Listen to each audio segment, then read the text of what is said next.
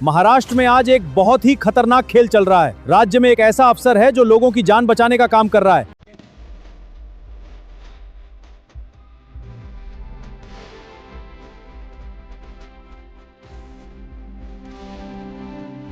मई 2024 मुंबई का food safety standard authority area में एक ऑफिस था। ऑफिस में डायरेक्टर अमोल थे।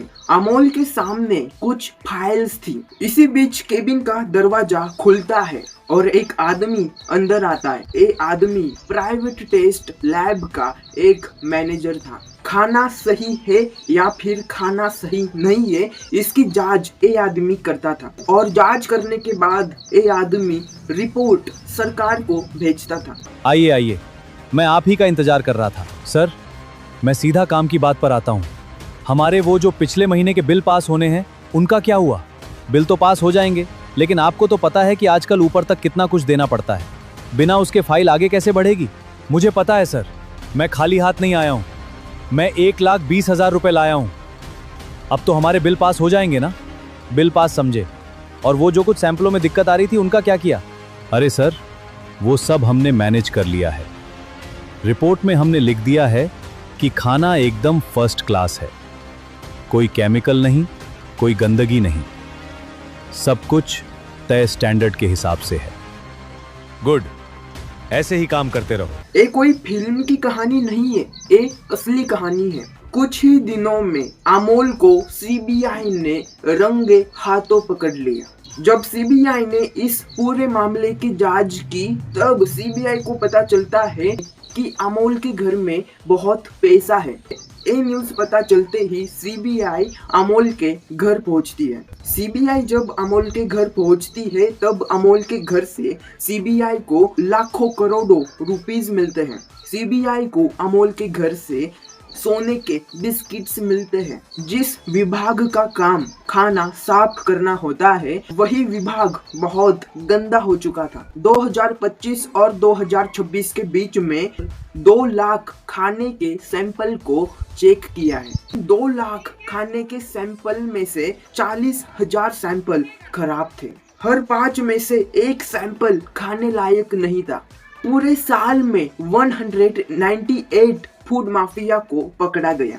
लोगों की जान जा रही थी। बिहार के एक छोटे से गांव में खाना खाने से 22 बच्चों की जान चली गई। कर्नाटका के एक मंदिर में 11 लोग प्रसाद खाते हैं और उन 11 लोगों की बाद में मौत हो जाती है। क्यों? क्योंकि प्रसाद खाया था। भगवान के ही प्रसाद में कुछ उल्टी सीधी चीज मिलाई गई थी। एक तरफ लोगों की जान जा रही थी, दूसरी तरफ फूड माफिया आराम से खा पी रहा था और हमारी सरकार फूड माफिया के ऊपर एक्शन ही नहीं ले रही थी। इसी बीच 25 मई 2026 में एक ऐसा आदमी एंट्री लेता है जिसने इस पूरे सिस्टम की नींद हिला दी।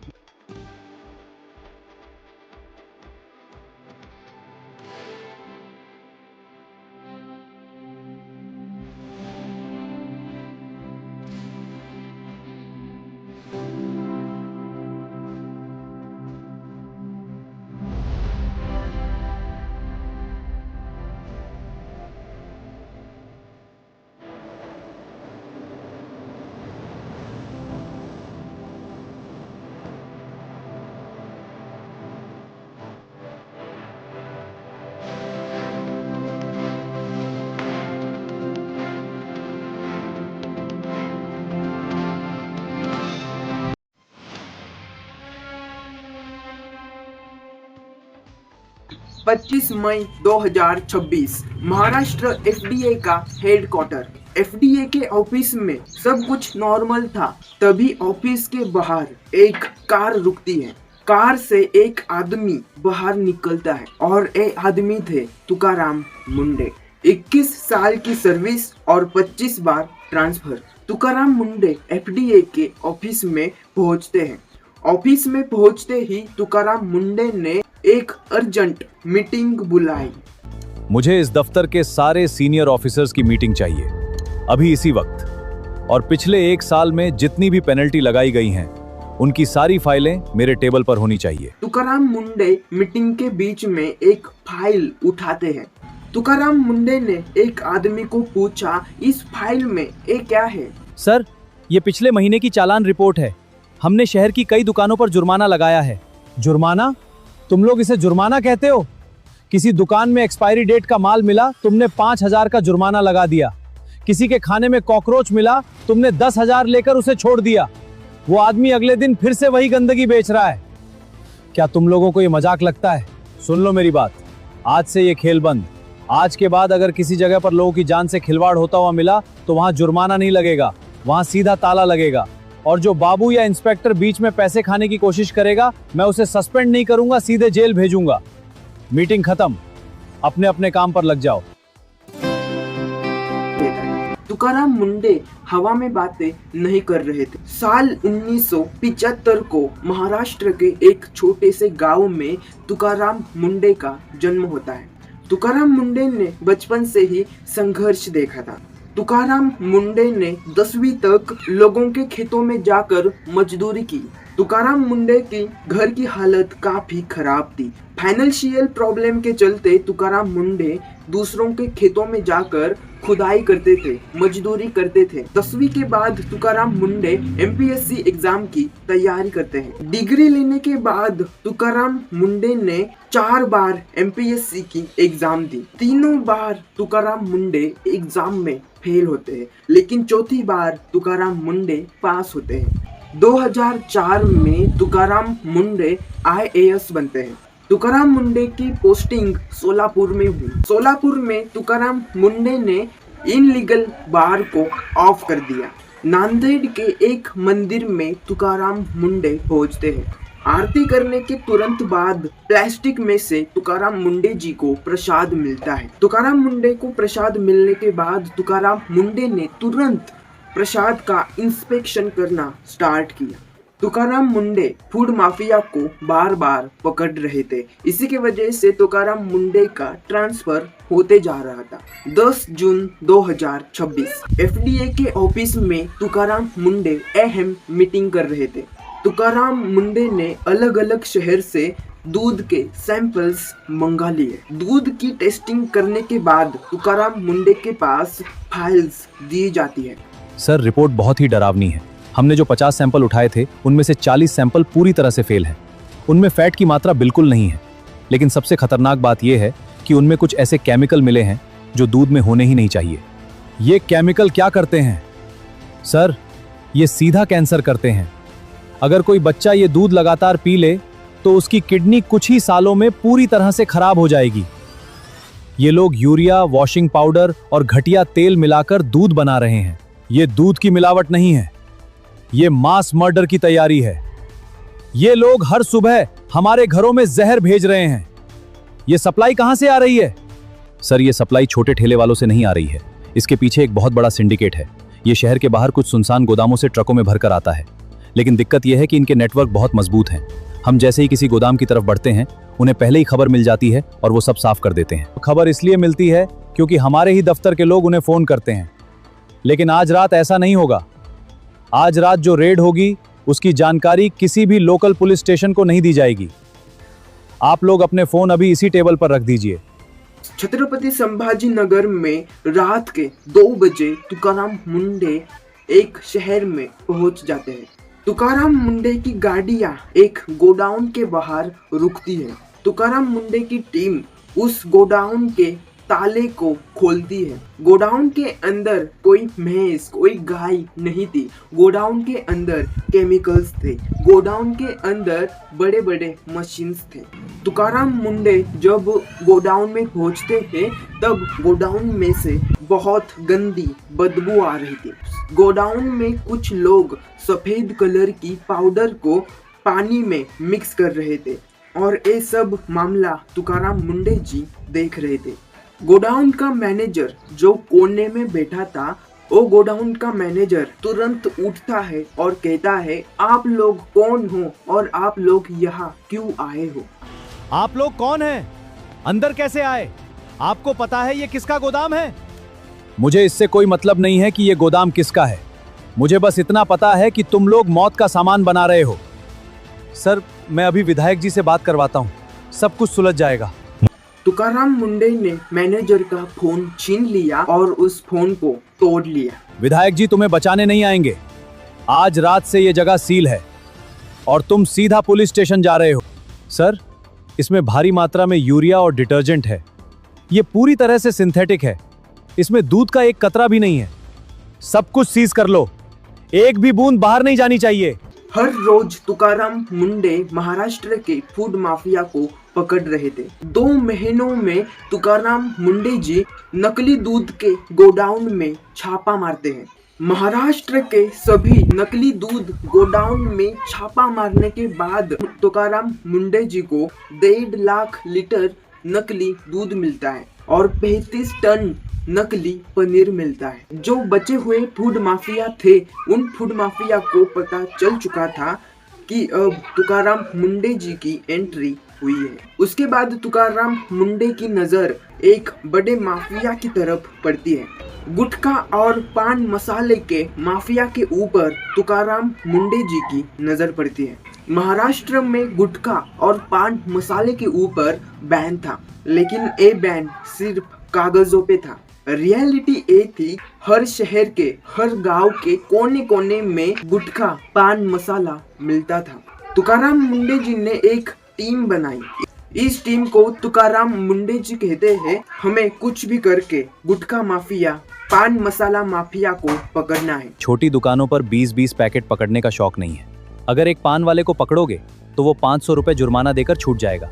हमें वो डिस्ट्रीब्यूटर चाहिए जो ट्रकों में भरकर ये माल दूसरे राज्यों से यहाँ लाते हैं। तुकाराम मुंडे की टीम गुटखा और पान मसाले के माफिया को पकड़ने के लिए एक ऑपरेशन स्टार्ट करते हैं। पहले 7 दिनों में तुकाराम मुंडे की टीम ने 107 जगहों पे छापा मारा।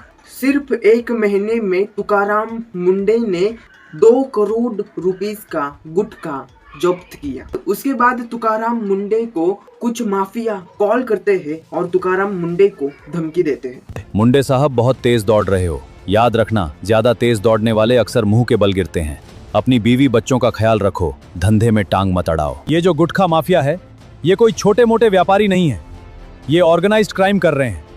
इनके खिलाफ मकोका की तैयारी करो। गुटखा माफिया के लिए तुकाराम मुंडे जी ने एक कायदा लागू किया और वो कायदा था मोको। मोको कायदा साधारण कायदा नहीं था। मोको कायदा पहले दाऊद इब्राहिम के लिए यूज किया था और उसके बाद अब तुकाराम मुंडे जी गुटखा माफिया के लिए मोको एक कायदा लागू करने वाले। 24 जुलाई 2026 the cricket club of India, Mumbai के इस होटल में बड़े बड़े नेता आते थे। मुंबई के इस बड़े होटल में बड़े बड़े सेलिब्रिटी आते थे। तुकाराम मुंडे की टीम अचानक से इस होटल में पहुंच जाती है। होटल के मैनेजर ने तुकाराम मुंडे को बाहर रोक दिया। सर, ये एक प्राइवेट मेंबर क्लब है। आप लोग ऐसे अंदर नहीं आ सकते। हमारे सारे पेपर एकदम सही हैं। तुकाराम मुंडे की टीम में से एक मेंबर ने उस मैनेजर को साइड हटा दिया।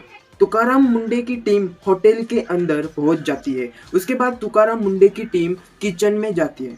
किचन में पहुंचने के बाद तुकाराम मुंडे को बहुत गंदी बदबू आती है।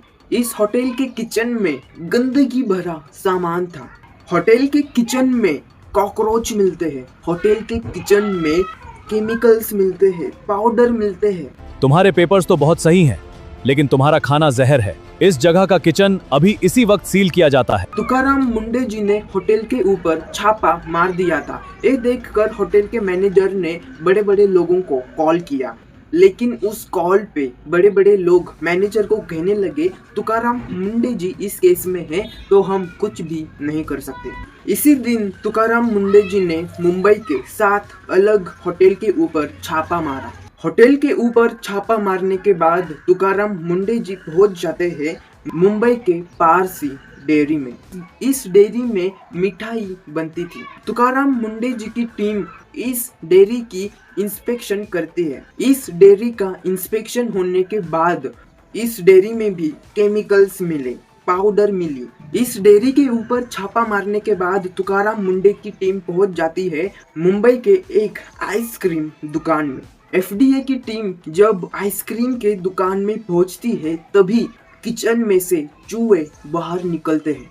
तुकाराम मुंडे का एक काम देखने के बाद तुकाराम मुंडे जी की प्रेस कॉन्फ्रेंस हो गई। जर्नलिस्ट ने तुकाराम मुंडे जी को तीखे सवाल पूछे। मुंडे सर, आप जिन जगहों को बंद कर रहे हैं वो मुंबई की विरासत हैं। लोग वहां सालों से जा रहे हैं। क्या आपको नहीं लगता कि आप बहुत ज्यादा सख्त हो रहे हैं? क्या आप उन्हें सुधरने का एक मौका नहीं दे सकते थे? विरासत का मतलब ये नहीं होता कि आप लोगों को गंदगी परोसने लगे। पुराना होने का मतलब ये नहीं है कि आप कानून से ऊपर हो गए हैं। अगर किसी आम ढाबे में चूहे मिलते हैं तो हम उसे बंद कर देते हैं। तो फिर बड़े क्लब या 70 साल पुराने पार्लर को छूट क्यों मिलनी चाहिए? लोगों की सेहत से कोई कॉम्प्रोमाइज नहीं होगा। अगर गंदगी मिलेगी तो ताला लगेगा। तुकाराम मुंडे जी के इस बयान से बचे हुए फूड माफिया डर गए। 24 जून 2026 महाराष्ट्र के संसद में बड़े बड़े नेता थे। तभी संसद में एक नेता कहता है, अध्यक्ष महोदय, महाराष्ट्र में आज एक बहुत ही खतरनाक खेल चल रहा है। राज्य में एक ऐसा अफसर है जो लोगों की जान बचाने का काम कर रहा है, जो फूड माफिया के खिलाफ लड़ रहा है। लेकिन मुझे पक्की खबर मिली है कि एक बहुत बड़ी इंटरनेशनल ड्रग लॉबी और फूड माफिया मिलकर इस अफसर का ट्रांसफर करवाने की कोशिश कर रहे हैं। और अध्यक्ष महोदय, आपको जानकर हैरानी होगी कि इस एक अफसर को हटाने के लिए यह माफिया 250 करोड़ रुपए का फंड इकट्ठा कर रहा है, ताकि इस ईमानदार आदमी को कुर्सी से हटाया जा सके और ये लोग फिर से जनता को जहर खिला सकें।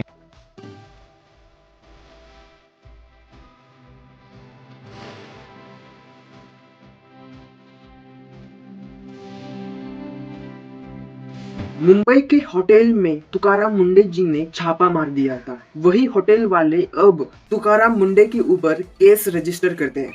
होटल्स वाले प्रधानमंत्री नरेंद्र मोदी जी और महाराष्ट्र के सीएम देवेंद्र फडणवीस को एक लेटर भेजते हैं। हम राज्य की अर्थव्यवस्था में बहुत बड़ा योगदान देते हैं, लेकिन एफडीए के कमिश्नर तुकाराम मुंडे हमारे व्यापार को खत्म कर। होटल वालों की डिमांड थी कि अगर किसी होटल में पहली बार कोई केमिकल मिलता है तब उस होटल को एक नोटिस देनी चाहिए। मतलब इसका ये मतलब था कि होटल में कोई मिलावट चीज मिल जाती है तब होटल को एक चांस मिलना चाहिए। तुकाराम मुंडे जी ने जिन जिन होटल में छापा मारा था उन होटल्स के ओनर ने बॉम्बे हाई कोर्ट में केस रजिस्टर किया। बॉम्बे हाई कोर्ट में होटल के एक वकील ने ये कहा, लॉर्ड, एफडीए की ये कार्रवाई पूरी तरह से तानाशाही है। हमारा होटल इंटरनेशनल स्टैंडर्ड्स को फॉलो करता है। हमारा कंप्लायंस स्कोर 95% से भी ज्यादा है। हम हर नियम का पालन करते हैं। एफडीए टीम को सिर्फ हमारी एक डिश के अंदर 2 छोटे कीड़े मिले और उन्होंने क्या किया? उन्होंने हमारा पूरा होटल, हमारा पूरा लाइसेंस सस्पेंड कर दिया। ये सजा अपराध से कहीं ज्यादा बड़ी है। होटल के वकील की ये बात जज साहब सुनते हैं। उसके बाद सरकारी वकील कहता है, अगर आज हमने ये तय कर दिया कि इंडिया में 2 कीड़े चल जाते हैं तो कल कोई दूसरा होटल आकर कहेगा कि 4 कीड़े भी चल जाते हैं। हम लाइन कहां खींचेंगे? खाने की सुरक्षा में कोई परसेंटेज नहीं होता। या तो खाना साफ है या फिर वो जहर है, और ये जहर था। माय लॉर्ड, सवाल ये नहीं है कि कीड़े 2 थे या 10 थे। सवाल ये है कि फूड सेफ्टी के मामले में हम कॉम्प्रोमाइज कहां कर रहे हैं। उसके बाद बॉम्बे कोर्ट ने होटल के पक्ष में डिसीजन लिया। फूड माफिया के लिए एक काफी बड़ी जीत थी। उसके बाद जज साहब तुकाराम मुंडे जी को कहते हैं, आप लोग सिर्फ प्राइवेट रेस्टोरेंट्स पर ही इतना जोर क्यों दिखाते हैं? क्या कभी गवर्नमेंट ऑफिस का कैंटीन का खाना जाकर देखा है कि वहाँ क्या पक रहा है?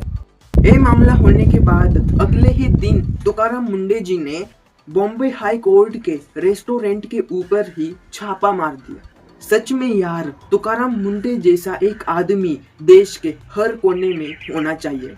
वेल दोस्तों, आपको ये वीडियो थोड़ा सा भी इंफॉर्मेटिव लगा हो तो प्लीज यार हमारे चैनल को सब्सक्राइब करिए। मेरे इस वीडियो को प्लीज यार लाइक कीजिए। प्लीज यार तुम्हारे भाई को सपोर्ट करो यार। प्लीज मिलते हैं नेक्स्ट वीडियो में। लाइक शेयर सब्सक्राइब करके जाना।